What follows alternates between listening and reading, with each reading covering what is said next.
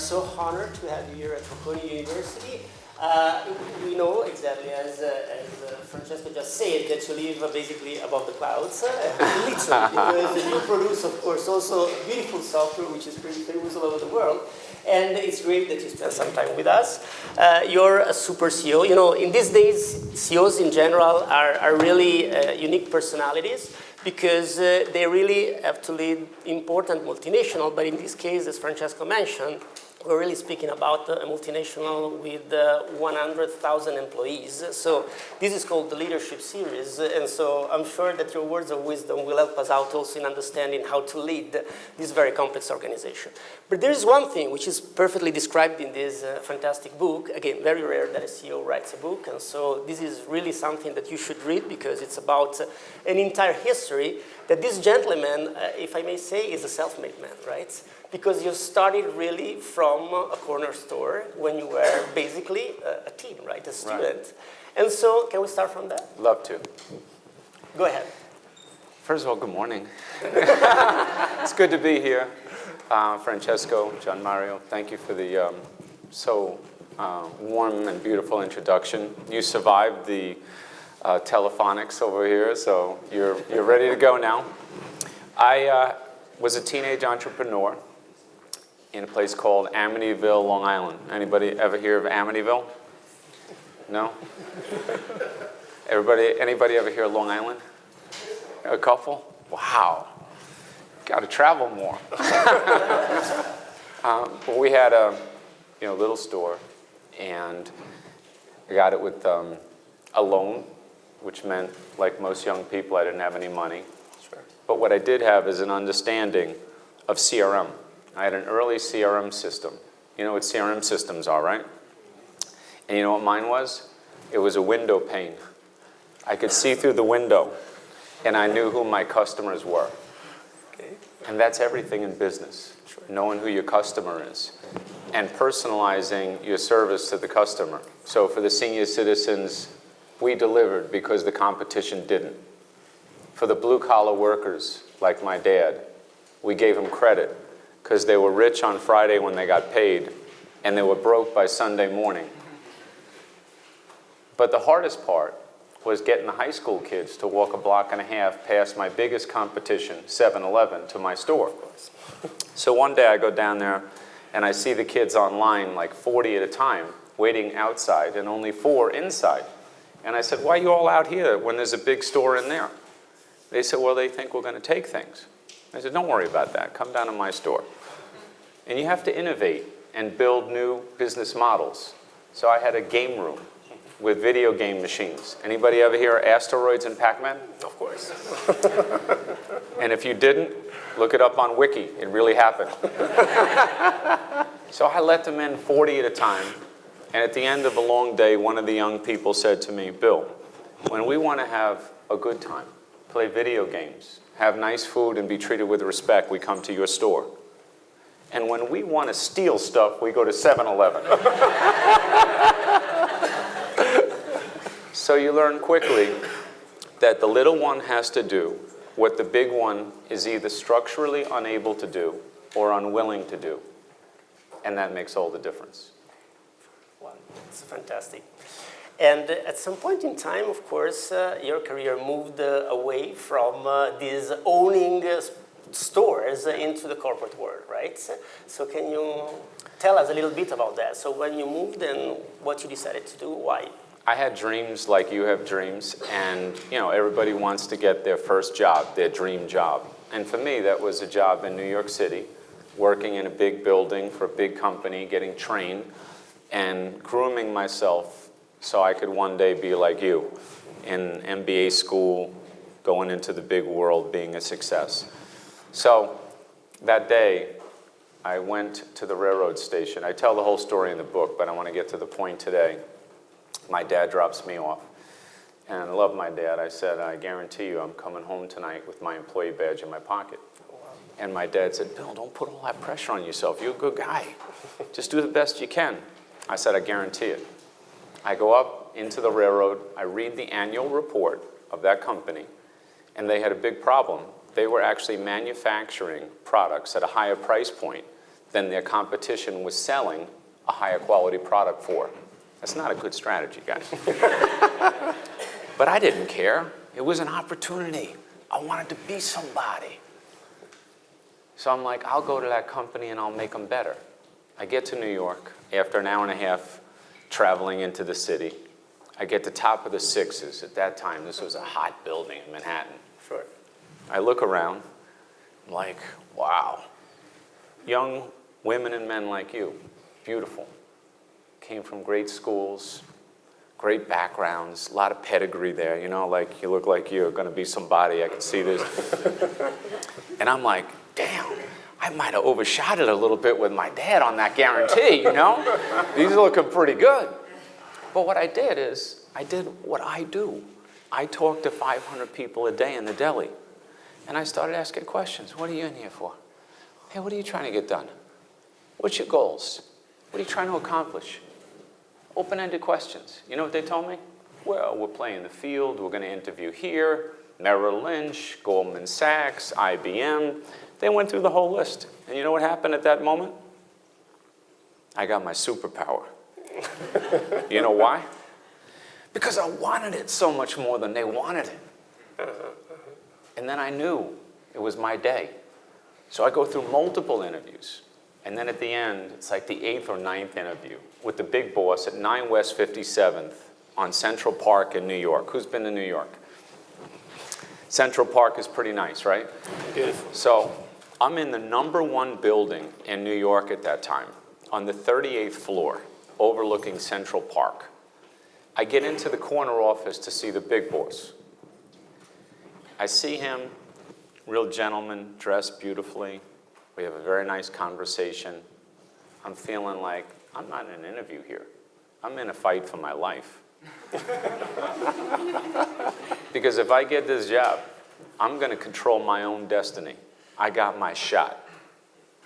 So we have a great conversation. And at the end, he says, Bill, this has been very interesting. Thank you so much. The HR department is going to get in touch with you in the next couple of weeks. Anybody ever hear that one? You know what I said? Mr. Fullwood, I don't think you completely understand the situation, sir. And you know what he said? He goes like this. Like, what's this kid up to? I said, look, I haven't broken a promise to my father in 21 years. I guaranteed my father I was coming home tonight with my employee badge in my pocket. I say nothing. What do you think he does? Finally looks over at me and he says, Bill McDermott, as long as you haven't committed any crimes, you're hired. And I said, well, Mr. Fullwood, I certainly haven't committed any crimes, so does that mean I'm hired? He says, yes, it does. So I get up, I pick him up, carry him around a little bit, put him safely back in his chair, and then I run to the elevator. I go down 38 floors, up 5th Avenue to 6th and 58th, go to Bunnenberger, and I had to put quarters in the phone. There once was a time where you had to do that. Isn't that amazing? Of course, of course. And it wasn't that long ago. I call up my mom and dad. I said, break out the core bell. We're celebrating tonight. I got the job. And we went crazy. Now, for those of you that don't know this, Korbel is the worst champagne money can buy. But in Long Island, it's Cristal. Fantastic.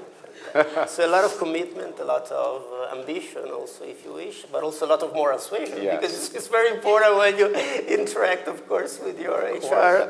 Of course. Great. So let me tell you, so you started though, and then, of course, you were the junior body in the company, right? Right, So, right. so what was different compared to what you envisioned about your job?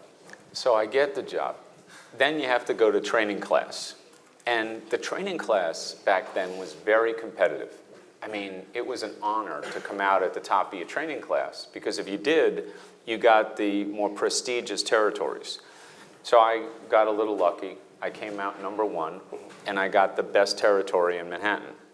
Park Avenue, Madison, 57th to 59th. Beautiful. I mean, this is where you want to be. Only one catch. In the beginning, I had to have a senior person work me in his territory until I got a little more experience, which meant I had to carry a copy machine on my back, an electronic typewriter in one hand. They weigh about 80 pounds, by the way. People don't realize this. No, oh, sure. And in a briefcase filled with brochures in the other.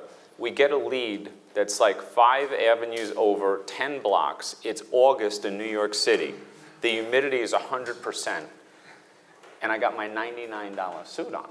I mean, I got my smoking new suit that I charged at the mall. So, God forbid you should get it wet, right? So, we finally realize we're not going to get a cab. So we run to the account, because the faster you get there, the better chance you have of closing the deal. We get to a brownstone in New York. I figure, okay, we're here. No, there's no elevator. So I had to go up all the stairs. Oh my goodness. I get to the top. I could feel the sweat trickling down my cheeks. I look across the room, and there she is. Chanel suit, sharp. I knew she was the CEO right away. Good eye contact, everything perfect. Like, wow, man, this is my day. Guess what happened then? A giant cat jumped on my shoulder.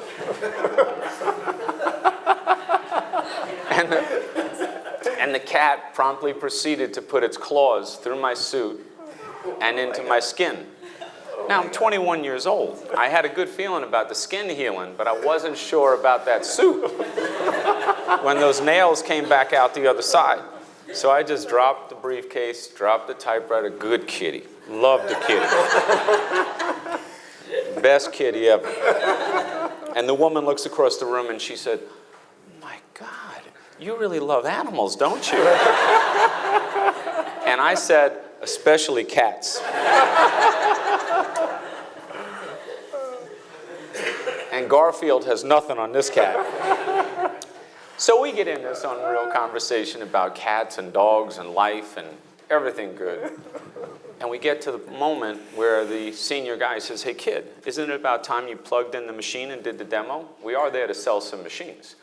So I asked the woman, I said, "Do you need to see a demo?" I said, "The copy machine, you plug it in the wall, press the green button where it says start, makes a copy. Electronic typewriter, plug it in the wall, just like the other one, only it's faster. You need to see a demo?" She said, "No, honey, I'll take 2. I said, "Press real hard, keep the 3rd copy for yourself," and we go down. We get to the bottom. Now we're back on the street in Manhattan. I'm with the senior guy now. He said, "Bill McDermott, you're either going to be the CEO of Xerox or you're going to jail." I said, "What is with you people in jail around here?" Meanwhile, years later, I get a call when I go to Puerto Rico to be a character witness for him because he got arrested in a drug sting in New York City. You can't make this stuff up. Like, you literally can't make stuff like this up, but this is the life I've lived. That's fantastic. I mean, you can't make it up, right? And speaking about Puerto Rico, Yeah. at some point in time you decided to relocate all your family in Puerto Yes. Rico. So Yeah. why is that, sir? So, newly married, newborn baby boy, living in Manhattan, everything good. And I was going to get like the district manager job of Manhattan operations, you know, and I was ready for that. I was in line for that. They told me I would get that. I'm waiting. Then I get a call from the big boss in the company, and he says, "Bill, I need you to go to Puerto Rico and straighten out Puerto Rico and the Virgin Islands." And I said, "What?" He said, "Yeah, they've been number 67 out of 67 every year, and it's killing us. We need to turn that business around." And I'm like, wow, dead last. Am I being exiled or promoted? But here's the deal. As you manage your careers, there's 2 kinds of people. One person does everything just for them. My money, my benefits, okay? My living conditions, my car, everything from me. And there's another type of person that does things in service to their career and to their company. The company needs you, you do the right thing, and remember, the harder assignments have a higher beta. So if you're able to be successful in the harder assignments, the more leverage you have for your upward mobility. Don't forget that. So I take the chance we go to Puerto Rico. Now, this is an important learning. What did I do in Puerto Rico? Everyone's saying, "Hey, look, this gringo doesn't even speak Spanish." So I read Spanish for Gringos. I listened to Berlitz tapes. I basically spend 2 weeks listening to every employee in the operation tell me what's wrong with the operation. I would ask questions like, look, you've taken losing to an art form level. How did you get so good at losing? I mean, you're dead last every year. You're good at it. What is it about this place? What is it about this place that enables you to lose so consistently? And they would tell me things like, okay, well, since you asked, number one, we don't have a vision. We don't know what we're doing. Number two, we're not motivated. We want to be motivated. And number three, and listen to this one, we want our Christmas party back. Because the last guy took away our Christmas party, and we like to dance in Puerto Rico. And I said, okay, all right, I get it. Of those three, which do you think was the most important? The Christmas party. So I basically say, look, if we do the party, this is an important lesson. Pageantry matters. If we do the party, what would it be like? We would go to the El San Juan Hotel. Okay, best hotel in Puerto Rico. Who would be the entertainer? Gilbertito Santa Rosa, the #1 salsa singer in Puerto Rico. What would the women wear? What would the men wear? Well, we would do black tie. The women would wear these kind of cocktail dresses, and we would go till 3 o'clock in the morning dancing. Okay, let me think about it. I go home that night, call up Gilbertito. We close the deal. I come back in the next day into a room like this. Only there's a few more people, but same idea. I said, I got good news for you. We got the same customer-driven vision that I had when I was 16 years old, starting my own business. We're going to focus on customers. Number one. Number two, you're going to come to work every day inspired because we're in this together. And every day we're going to gain an inch until we gain a mile. And when we gain a mile, we're going to be something. And number three, I got you Gilbertito Santa Rosa, and we're at the El San Juan Hotel. What do you think they did? Senor, you are the greatest. Rocky push-ups, everybody happy. And then I said, okay, cool. There's only one slight modification. Oh. Now the suspicion sets in, the silence is there. There's nothing noble about dancing to Gilbertito or anyone else at number 67. We're going to dance to Gilbertito as #1 in the world. Oh. What do you think happened then? Complete silence. Let's get this gringo back on the container ship to New York as fast as we can. I said, I get it. I get it. One day at a time. I trust you. You trust me. Let's give each other a chance. Trust is the ultimate human currency. They say, okay, we'll give him a shot. Each day, each week, each month, we make progress. First quarter, it's getting better. Second quarter, it's getting better. Third quarter, it's like a hockey stick. We're going now.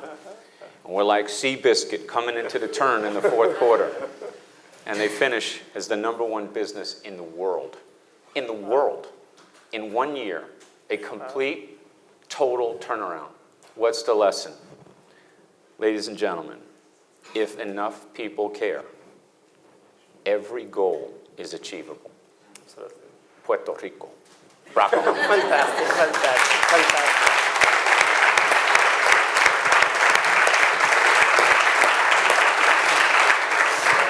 It's fantastic, fantastic. So let's fast forward to SAP. Yep. By the way, you are, I guess, SAP is clearly, I guess, the most important technology company in Europe, and you are the only US CEO, right? So it's very unique for European companies. Yes. But so it's I'm a medical experiment.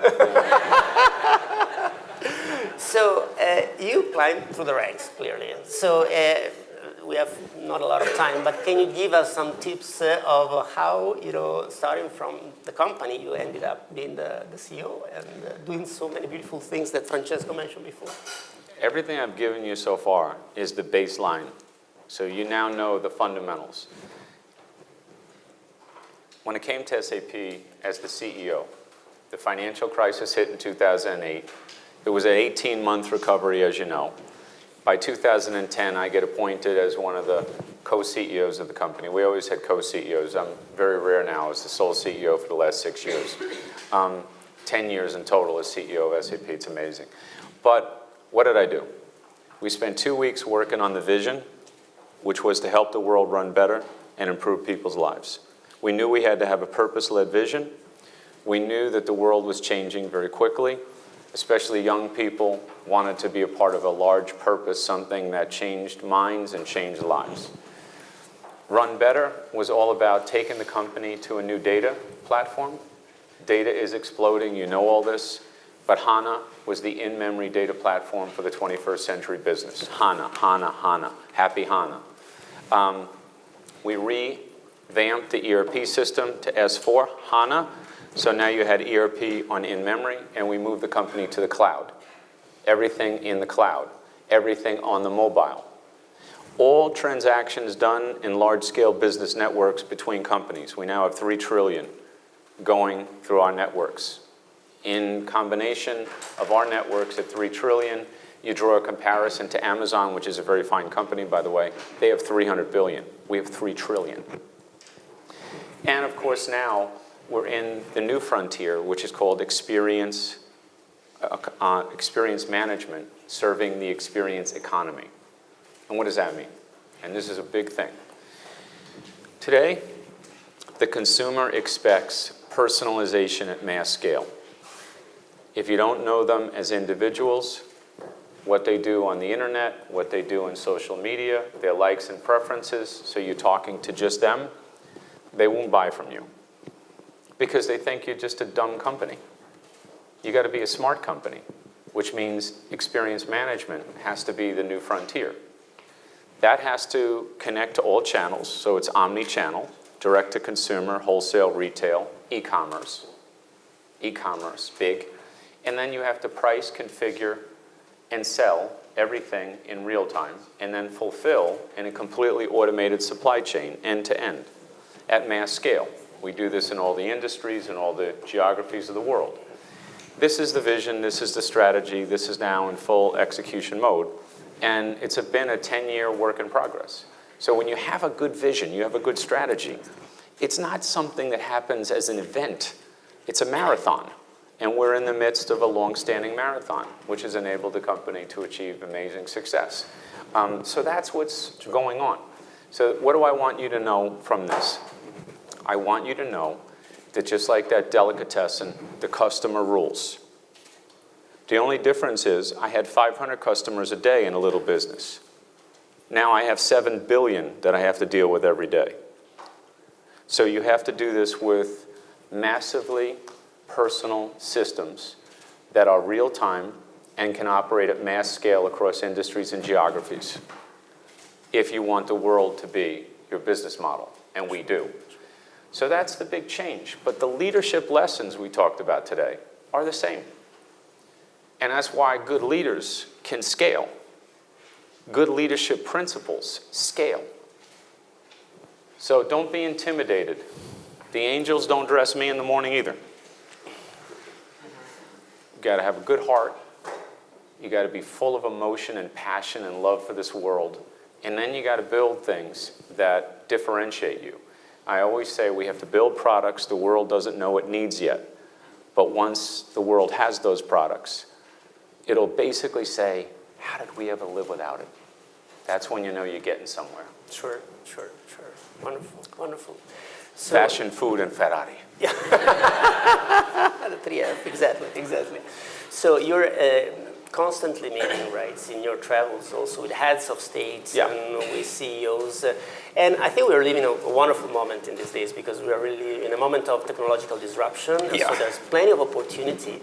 Can you share with us something that inspires you for the future and what you hear around in terms of mega trends?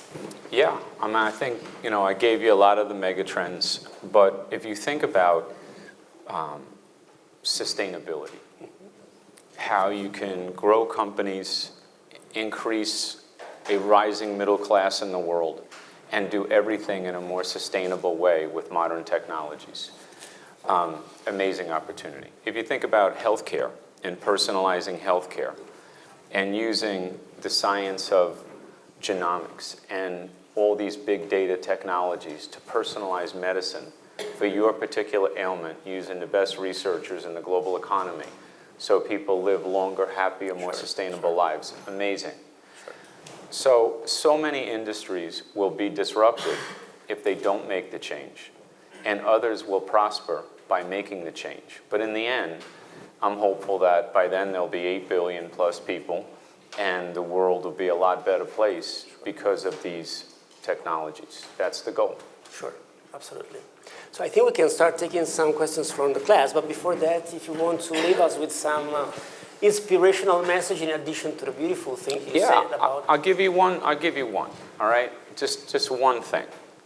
You can get anything in this life you want if you help enough other people get what they want. The people that are in service to other people are the winners. They're the leaders. They're the transformers. They're the believers. They're the changers. The people that want to take and pull and grab everything for them, they're the losers. And even if they get success, if they own success only to themselves, what good was it? And then they live these long, prosperous, rich lives, and they're lonely and miserable. And everybody says, what a loser. You're not defined by how much money is in your pocket. You're defined by how much love is in your heart and how much of it you're willing to give to other people so they too can be super successful, happy, prosperous, full of life and love. That's what we got to do. This Thank you very much. Thank you very much.